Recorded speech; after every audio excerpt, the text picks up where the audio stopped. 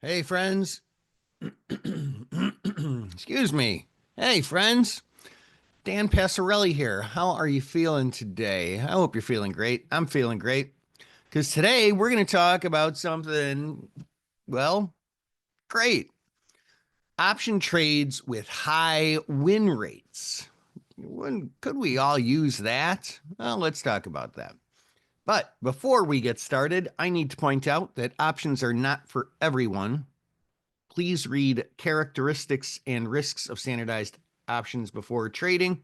Get a copy of that by emailing investor services at theocc.com. Don't trade with money you're not prepared to lose. And everything we're doing here today is providing generalized information, not specific to your specific situation. Now, before we get started here, I want to make sure you can hear me. Please hit that questions box.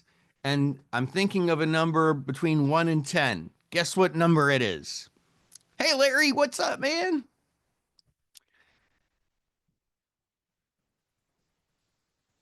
I like you guys.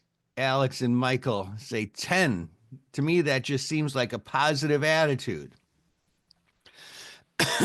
Although, technically, I did say a number between 1 and 10.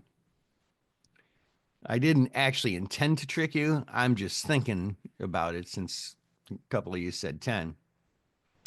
That technically that's not right. Um, but it does represent a very positive attitude. So that being said, I love that answer. With me, who knows? You're right. You're right, Larry. With me, you never really know what the heck is going on here, do you? I'm always coming up with some crazy old thing, aren't I? Um, Thomas is exactly correct. 999. You got me. Uh, no. The answer I was thinking of is pi.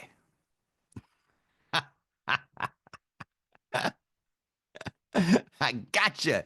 I gotcha. Nobody guessed right. Nobody guessed pi. I didn't say it had to be a integer. I didn't say it had to be a whole number. Did I?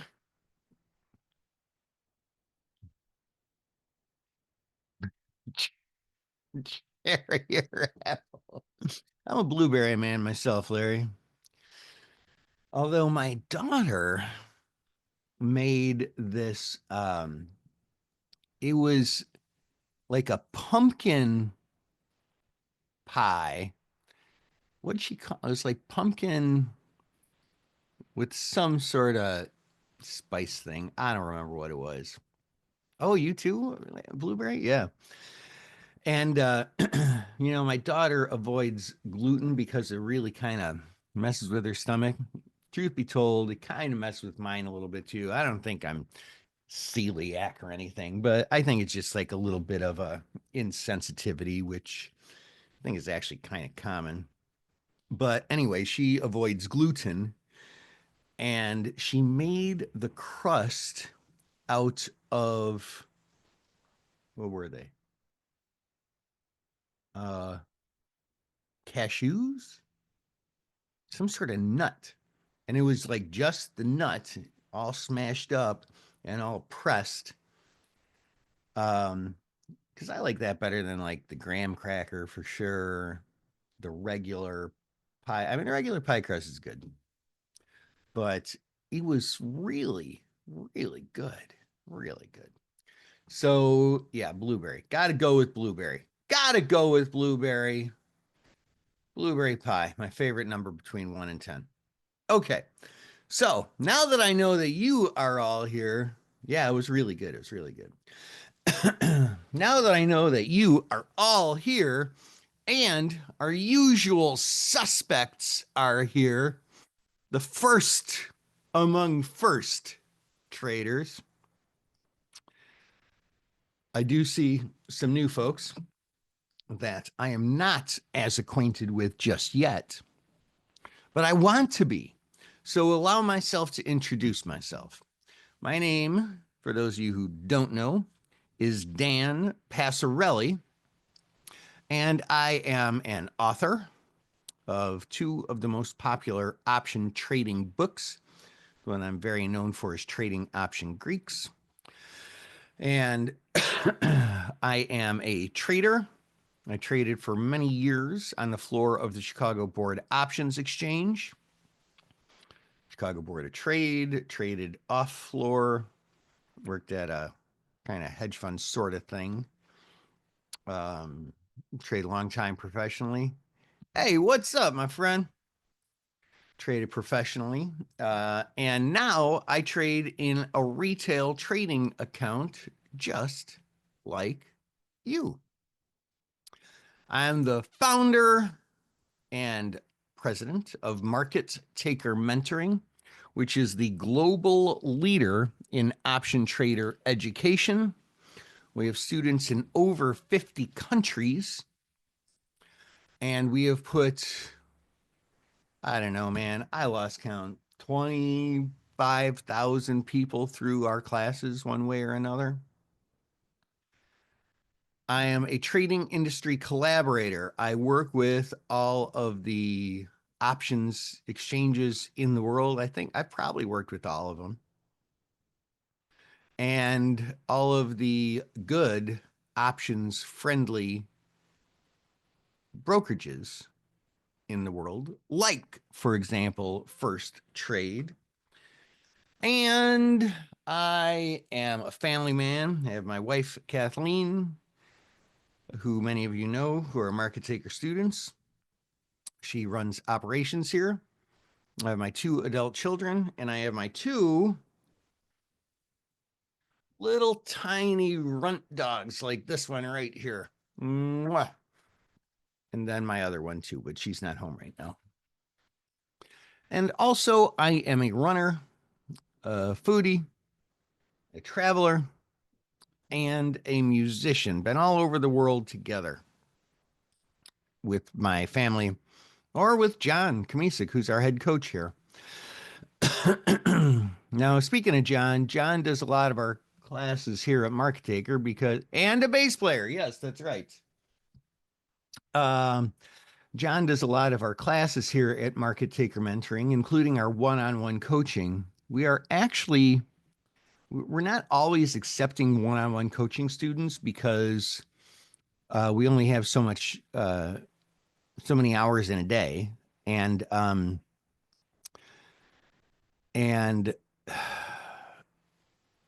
there's only, we only have so much coaching time.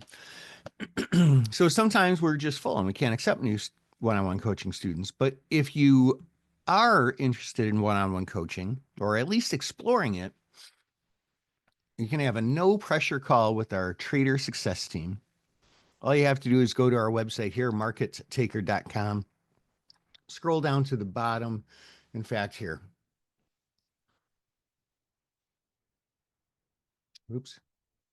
Markettaker.com, or hold on a second here. I just want to show you what this looks like here.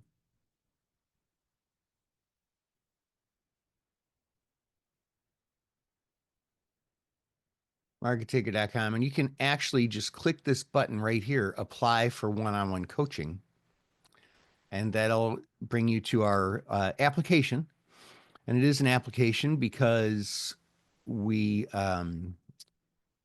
we want it to be a good fit, we want us to be a good fit for you, and we want you to be a good fit for us so that we know you're going to benefit as much as possible from it. So just go to markettaker.com, two T's in a row, market like stock market, taker like take what is rightfully yours, two T's in a row, and just go up here and click on apply for one-on-one coaching, and we'll get you started. Get you started with a no pressure phone call from our trader success team. All right. So let's talk about high probability trades. So I was just on a podcast the other day. I know many of you listen to my podcast, Wealth Building with Options. This was a different one. I was a guest on somebody else's podcast. And the idea of prediction came up. And prediction is such a silly word when it comes to trading, option trading or otherwise, because nobody can predict the future. We really forecast. And when we do, we use statistics to put an edge on our side. Las Vegas odds people use statistics. Professional options traders and quants use statistics in mathematical models. And we use options pricing models to think statistically when it comes to trading because this helps us ultimately become more profitable.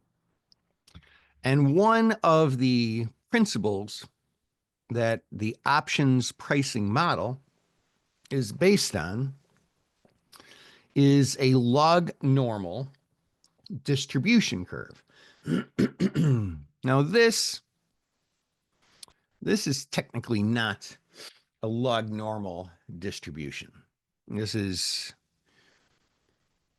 an artist's rendition of somewhere between a bell curve, probably a bell curve. I don't know. It's a pretty lousily drawn bell curve or a horribly drawn log normal distribution. But professors who and financial engineers, they believe that stock prices are distributed in a log normal sense, which means if I went back and looked at the last month of closing prices and on the bottom here just plotted them, not with dates, but this is like the price of the stock. Like on this day, it closed at 99.20. On this day, it closed at 101.37. On this day, it closed at, 98.01. On this day, it closed at 103.52. Interestingly, most of the prices would be bunched up around the average price. But a few of them would have made bigger moves lower or bigger moves higher. And we could plot the probability of that happening here. And we could draw what is called a standard deviation line down at one standard deviation and up at one standard deviation. About 68% of occurrences happens between the two. And this is how professors and quants and financial engineers think about stock prices.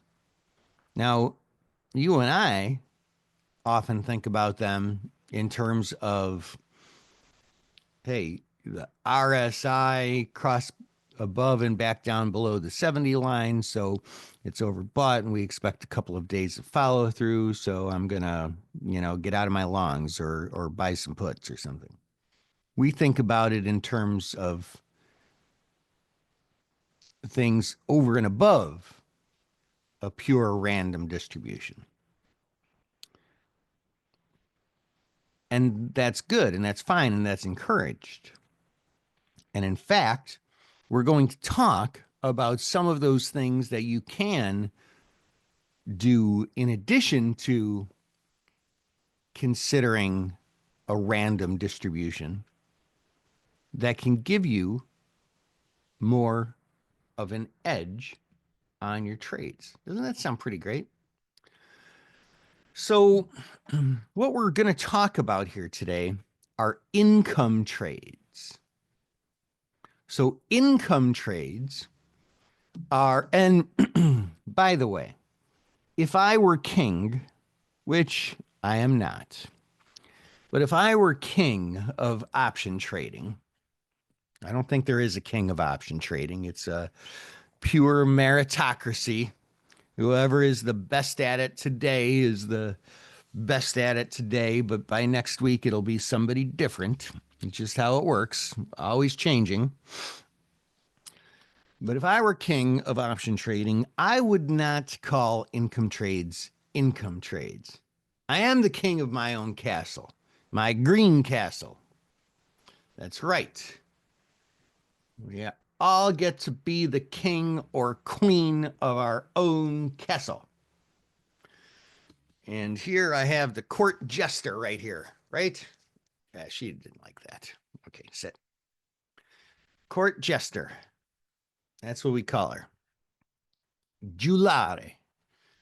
That's how we say jester, Italian. Yeah. All right. So anyway, they're called income trades, but that sort of implies like a steady income, like you invest in an annuity or a government treasury bond or something. But they're not guaranteed. They're not guaranteed, but they are high probability. These things we call income trades are high probability trades by nature. They have measurable predictive results, measurable potential results. How about that? And they are a family of trades that all fit those qualities. Basically, they make money by time decay and they lose money on negative gamma, which basically means if the stock moves too much, maybe in one direction or maybe in either direction, you lose. Income trades are a trade off of positive theta versus negative gamma. Write that down. Are you taking notes? You should take notes during these things. Income trades are a trade off between positive theta and negative gamma. We can also call them line in the sand trades. Line hyphen in hyphen the hyphen sand trades. And one of those in the family of income trades is the credit spread. So let's talk about credit spreads. When we sell options, we have a goal to sell them at X price and later buy them back at X minus Y price, a lower price. In a sense, it's like shorting a stock. You think it's too expensive, and so you short it because you think it's going to go down. But, it's a little different with options because there's more going on with options than just direction. There is something that is decidedly on your side when you sell options. And that is the fact that as time passes, options lose some of their value. Incrementally, they lose a little bit of their value every day. And that is called time decay or erosion. And it is measured by the Greek theta. Now, that sounds great, right? I sell an option, they lose value because of theta, and I buy it back later. Wham, bam, thank you, ma'am. Making money hand over fist. Wonderful, right? Well, no, there's nothing that comes for free in this world, especially and including with option trading. So there are risks. And that risk is negative gamma, which you've already written down. And that could be directionally biased, as they are with credit spreads, or direction neutral, which they could be with wing spreads or time spreads. Negative gamma just means volatility hurts. And if I just sell like a naked call to try and make money on the stock time passing, if I'm dead wrong and the stock takes off like a rocket ship higher, blasts through my strike price, I could be trying to make $1 and lose $50. Losses can theoretically be unlimited to the upside. So, is there a solution? Yes, there is. I'm glad you asked that question. Credit spreads. There are two types of credit spreads, call credit spreads and put credit spreads. A call credit spread is when a trader sells a call and buys a higher strike call farther out of the money.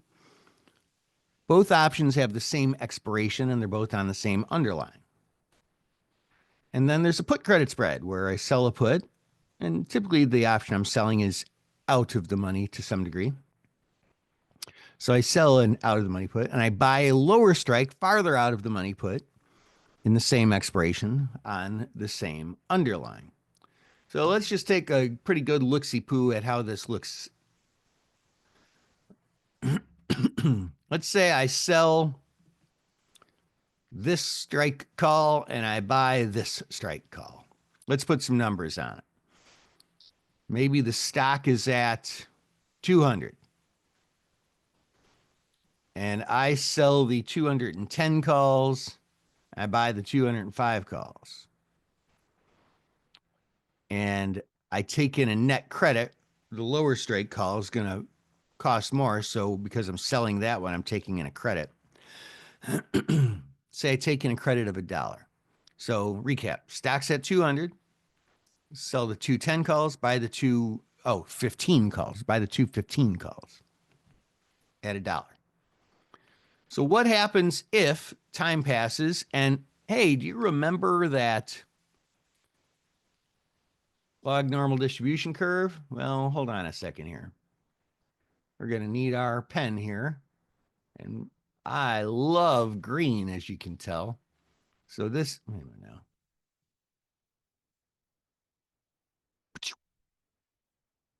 This right here is 200.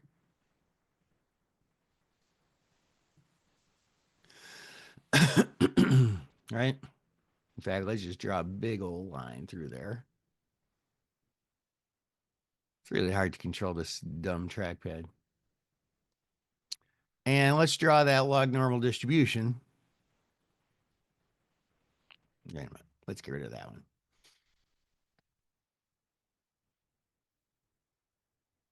This is really more like what a log normal distribution looks like. Isn't that a perfect log normal distribution? Are there any artists here? What do you think? Can I get some feedback here? Scale of 1 to 10. Is that like the most perfect log normal distribution curve you've ever seen anyone draw? On a trackpad with their finger,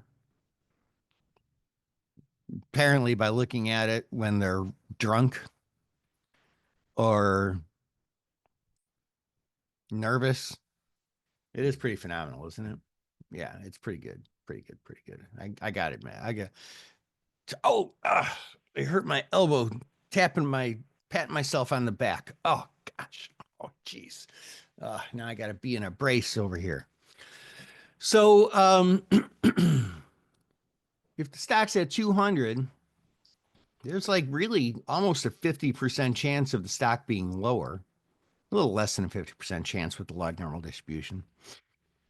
And if it's lower at expiration, well, guess what happens?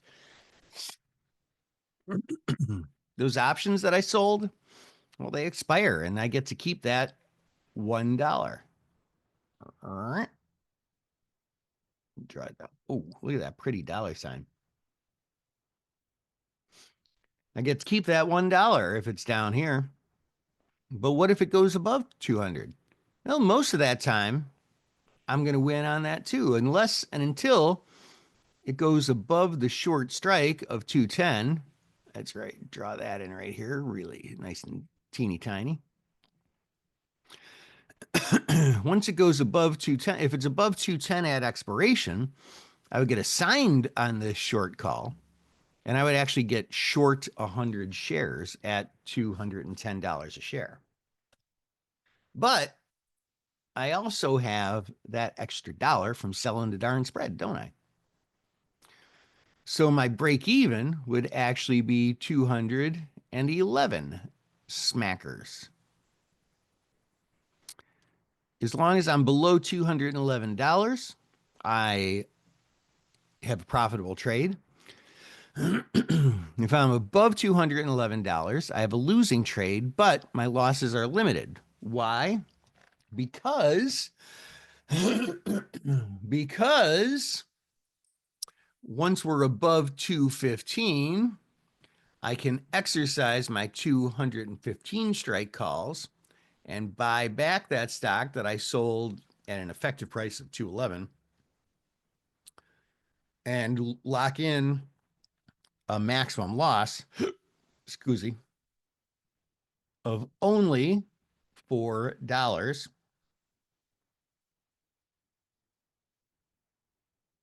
on the trade. Now you look at this and say, wait a minute, Passarelli, are you crazy?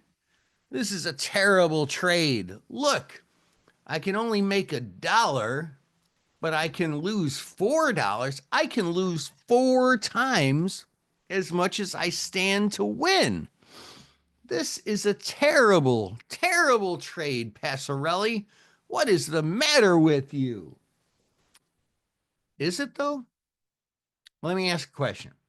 For those of you who are watching this live, we just had a Powerball drawing, and the prize ended up being what, $1.8 billion? Did anybody buy a Powerball ticket? I want to see some yeses or nos in that question. Hit that Q&A box. Did you buy a Powerball ticket? Yes or no? Yes or no? Mike says yes. Larry says yes. David says yes. Michael says yes. Justin says not me. Joe says no. E says no. Alex, no. Tomas, no.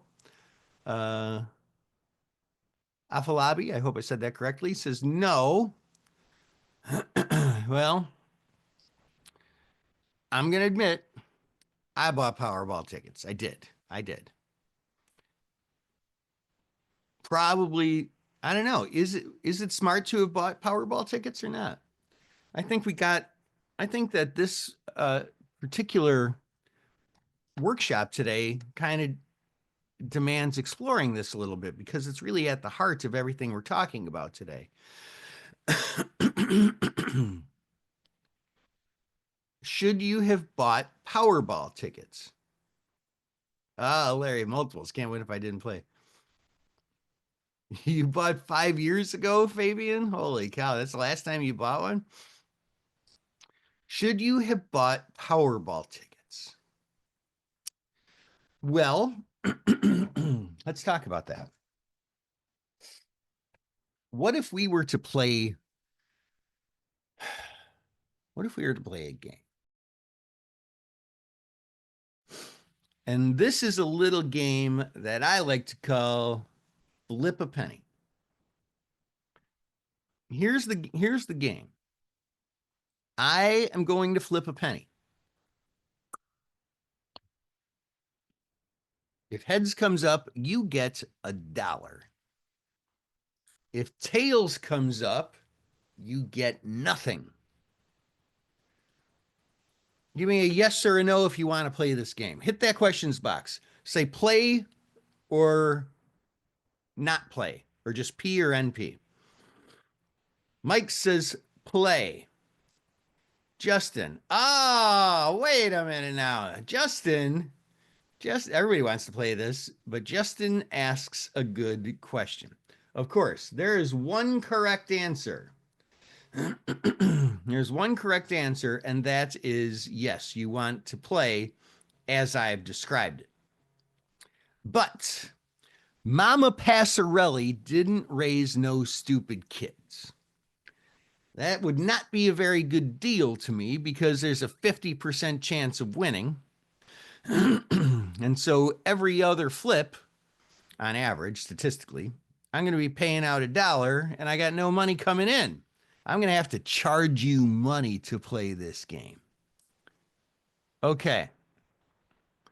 Now, let's see who's the last person to answer. Anonymous attendee, secret agent man. Now, who wants to play? Let's say you have to pay money to play this game. Now, who wants to play? Yes or no? Type a $sign if you're willing to play. Oh, wait a minute now. Mike asked a question here. Okay, before you answer, Mike asked a pretty good question. How much do I have to pay to play this game? Well, let's say you have to pay 25 cents to play this game. Okay, let me repeat the rules. I flip a coin, heads comes up, you get $1. Tails comes up, you get nothing. And you have to play, and it's a fairly weighted coin, Larry. Who wants to play this game if you have to pay me $0.25 every time I flip the coin? Anybody? Type the number 25 if you want to do it. Type the number 25 if you want to play this game. Justin. Justin's in.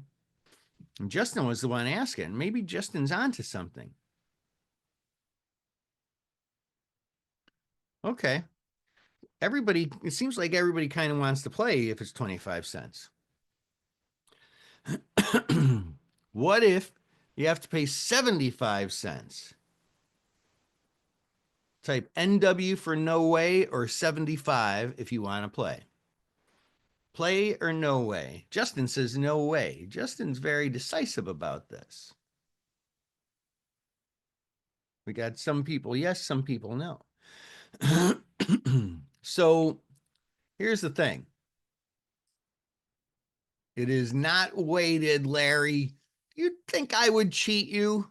Jeez, over here. Larry, I would not use a weighted coin.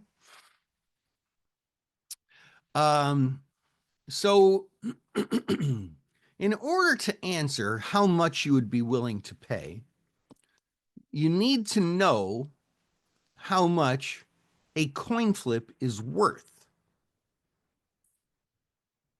Oh, I said it was, I think I said it was fairly weighted, which is not very clear. I'm a man who prides himself on his word choice, so I did a bad job there, Larry. Good point. What I meant was equally weighted, meaning you've got a 50% chance of heads, 50% chance of tails. So how much is a coin flip worth? Well, let's say you flip it 1,000 times. You should get about 500 heads, 500 tails. And if we were to shrink that down to a microcosm, I flip it twice, statistically, I should get 1 heads and 1 tail. Now, that's not going to happen every time. You might get, I mean, you can get heads 10 times in a row or tails 10 times in a row. But statistically, on average, for every 1 heads, you should get 1 tails. 50-50. So 50% of the time, you're going to get $1. The other 50% of the time, you're going to get 0. So that equals 100. $1 times 50% is 50 cents. 0 times 50% is 0.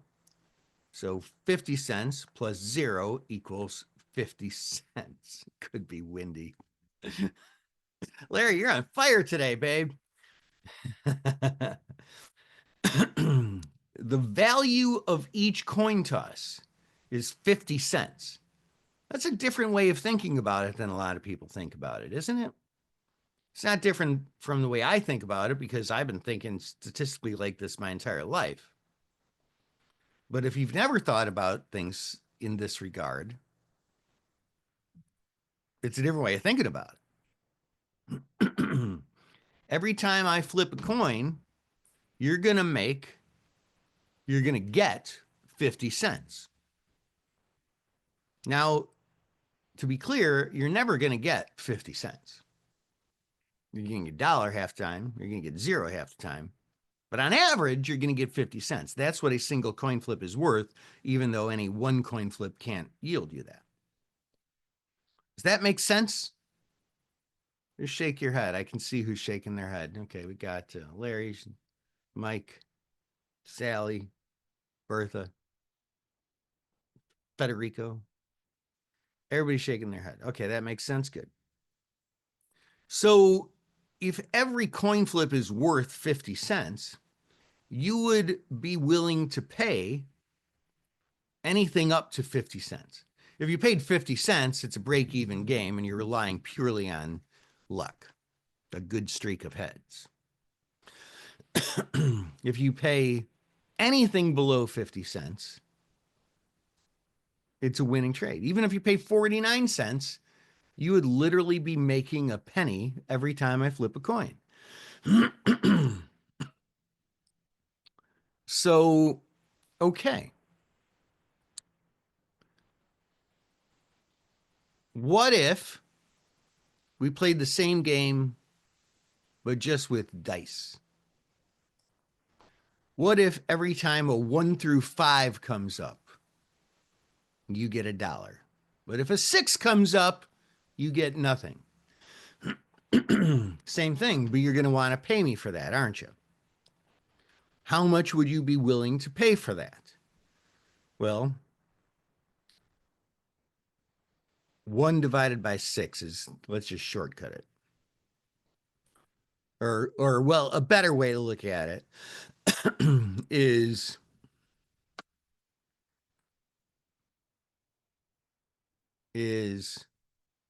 a dollar. Well, what if there's 6 chances, any one number has a 16.666666% chance of winning, a 1 in 6 chance of winning. So you're going to win a dollar 5 times and you're going to lose, well, and you're not going to get a dollar 1 time. So basically, we're going to say a dollar times 5 divided by 6 chances of winning. 5 divided by 6, 83 cents. 83.333 cents. every die throw is worth 83.333 cents. See, didn't I tell you I'm a word guy? Specifically, every die throw. Part of that is because I'm a word guy. I've written a lot of stuff. Like I said, a couple books, working on another book. I write my Substack, which I know many of you read my Substack. And I'm a big nerd who used to play Dungeons and Dragons when he was a kid. I'm not afraid to admit it. So every die throw is worth 83.33333 cents. I would be willing to pay anything less than 83.33333 cents. If I do, I have a money-making business. Now back to the lottery. Powerball. What are the odds of winning the Powerball? Anybody know offhand? Hold on a second. Odds of winning Powerball. Oops. The odds of winning the Powerball are 1 in 292.2 million. Now you've got to pay $2 per ticket. So if you pay $2, you've got a 1 in 292 chance of winning. So basically, as long as, so what is that? That's 292.2 times 2. As long as the odds, no, as long as the grand prize is more than $584 million, $584.4 million, you should play. Now, that's not really exactly correct, is it? Why? Well, because you're going to get something back on some scraps every once in a while. Like this ticket won me $4 on this here. This one won me $8. You actually have about a expected value of 16 cents on every dollar. You're expected to lose 84 cents on every dollar. But you get some of that back. And what's the big thing here is more than one person can win it. And when there's a lot of people playing, because, and there were this last time, because the odds went, or the jackpot went from 1.1 billion to 1.8 billion in like a few days. So there's a greater chance two people winning, but it comes out to like, I don't know, if it's over $1 billion, you have a positive expected return. It's not an exact figure. There's a lot of factors, but that's about right. As long as it's over $1 billion, you have a positive expected return. Two people won it this last time, by the way. So that means we should all have played it, right? In a sense, that is what it means. The only thing with the lottery is that even though it did have a positive expected return or positive expected value, is how some people call it, um, your chances of winning are so low that you probably still shouldn't play it. But in theory, this is where, well, it's like Yogi Berra said, in theory, there's no difference between theory and practice, but in practice, there is. So in theory, yes, you should have played the lottery, but in practice, you're probably better off not doing it. Didn't stop me from doing it, but I did it. So, oh, wait a second here. We got to erase that.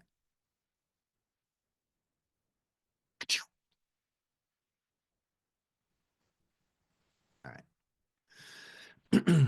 So there's a couple of factors here at play. There's delta.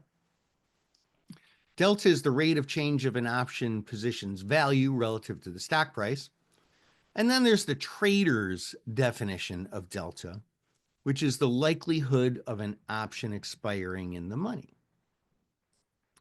So let's say in a credit spread, the call I'm selling, which is the one that decides whether I make or lose money, right? If we're below that strike, I'm golden. If I'm above that strike, I start running into trouble. So the short call has a 32 delta. Maybe the long call has a 14 delta, but the long call doesn't really matter much. That means what? That means I've got a 32% chance of running into trouble. That means I've got a 68% chance of, if I do nothing, leading to my maximum profit. Does that make sense? Is that an epiphany for some folks? If you've never thought of this before, it's probably an epiphany. If you have thought of it, you already know it. So when I sell a credit spread, I've got three, well, really two, well, three things that I need to think about. One, I know I'm going to make money on theta, but my potential problems come in with delta. If the stock goes above the short call strike or below the short put strike, I lose. Vega can actually be something I put on my side to help me. And then, of course, negative gamma, there's really four things, I guess, is how I lose. So I need to consider and attempt to profit from all the things I can. Theta, I'm going to profit from. Delta, I might profit from, or I might lose from.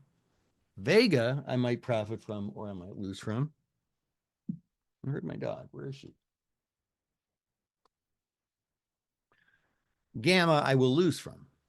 So we got some guidelines here. First of all, I need to always calculate my maximum gain and my maximum loss. And I do that by drawing out one of those profit and loss diagrams that we just showed you. That's that shape thing. I want to make it a high probability trade. And I'm going to show you how to do that. I typically want to trade these with 1 week or less to expiration and never any more than 6 weeks until expiration. Why not? Hey, who can tell me why? Why would I want to keep these under 6 weeks until expiration? Anybody? Who can tell me? Why would I keep these less than 2 weeks until expiration? Justin says accelerated theta. And Fabian, time decay. Larry, time decay. Good. You guys got the right answer. The less time until expiration, when options are close to the money, the theta is bigger. What does that mean? That means I make money at an increasing rate. Make money at an increasing rate. Now, if I go really far out of the money, that relationship starts to change a little bit, because far out of the money options, or even far in the money options, don't decay at a faster rate. So that's not necessarily a universally correct answer, but it's generally speaking the correct answer. So good job, everyone. We also want to avoid getting into trouble. Now, don't get me wrong. I've spent most of my life doing things that get me into trouble, because those are the fun things to do. But when it comes to trading, I want to avoid getting into trouble. I like to be very calculated when it comes to trading. So if there is an expected volatility event, like some expected announcement that could lead to the underlying stock,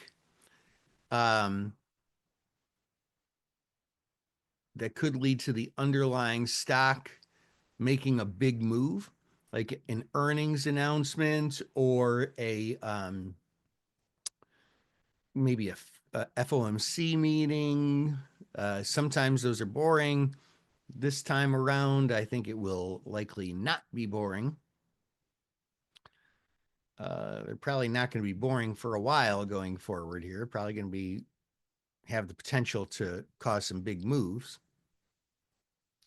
We want to avoid those. We don't want to carry a credit spread into one of these announcements where the stock might make a big move. So we're actually able to decide consciously to avoid situations that could lead to a big move. And BTW, if we look at a log normal distribution, it doesn't take those events out. That means that if all we do is avoid earnings and FOMC meetings and such, we actually have a statistical advantage over randomness. But we can get an even better statistical advantage over randomness. Let's talk about the setup. We want to start with direction. We want to find a stock that has hit support or resistance and bounced off. Support or resistance has held. And then we're going to use support or resistance to set the potential short options strike. This is the stuff I hope you're writing down or screenshot it. There's no more builds on this page, so you can screenshot this. We want to move on to volatility.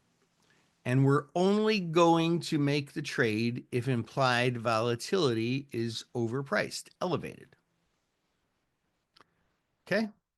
So let's look at a reasonably good example. Here we look at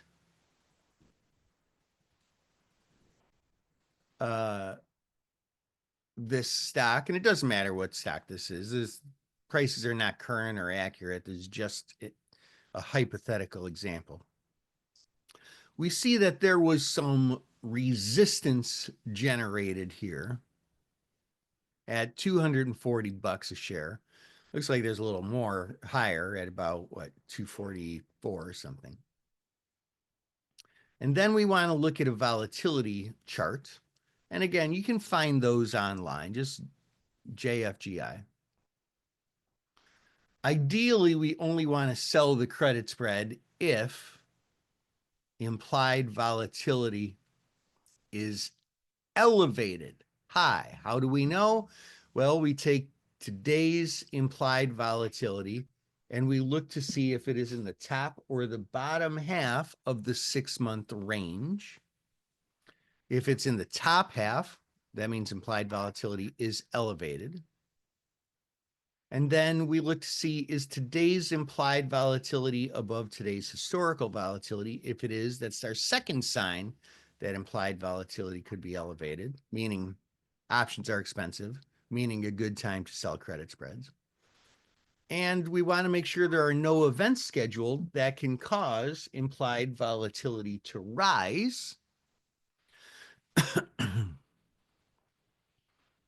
And if that's the case, all three of those conditions are met, it could be a really good time to sell a credit spread. So here, remember, we had resistance at 240 and a little more at about 244. Let's call it 245.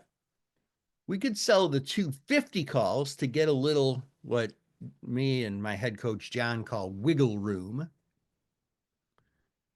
so that it would have to go through 2 levels of resistance in order for our spread to run into trouble. And we could sell that for about 149. Now, technically, if we sold these at 405, so 4.05, and then bought these at 256, so minus 2.56.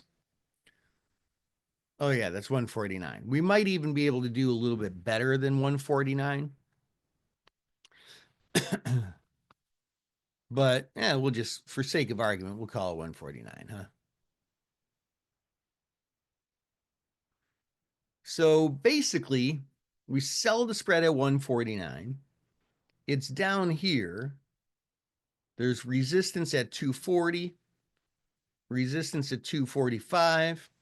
It would have to go through both of those resistance levels in order to start running into trouble. If it doesn't run into trouble and stays below 250 by expiration, we get to keep the whole $1.49 and we have a profitable trade. And that is a high probability trade. If it goes above 250, some of that time we might make money too, which is why it's a high probability trade. Only if it goes above 250, if we held it all the way to expiration, do we start not hitting our maximum profit.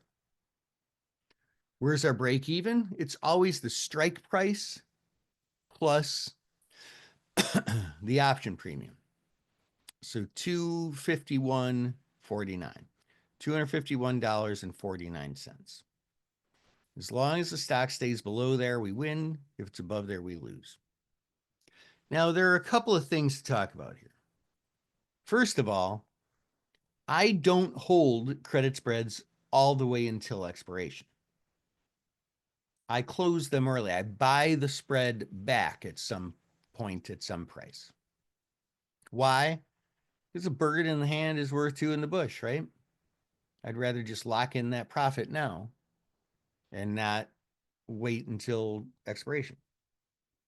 So I probably won't make the full 100 or $1.49. Another thing to consider here is, why do we look at volatility? What's our advantage to that?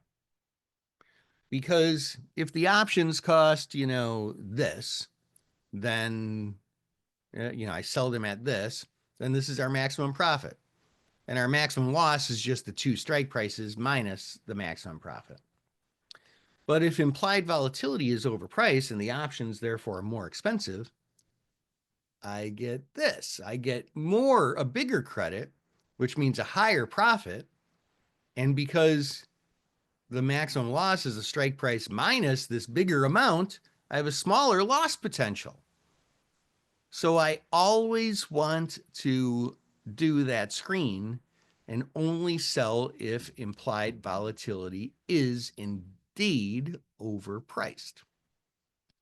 So, important takeaways for today, friends. Credit spreads, they're not really that hard. All you have to do is a simple series of analysis. Because they're directionally biased, if there's support, I'm only going to do a put credit spread if there's support, and I'm going to set my short put strike at or below support.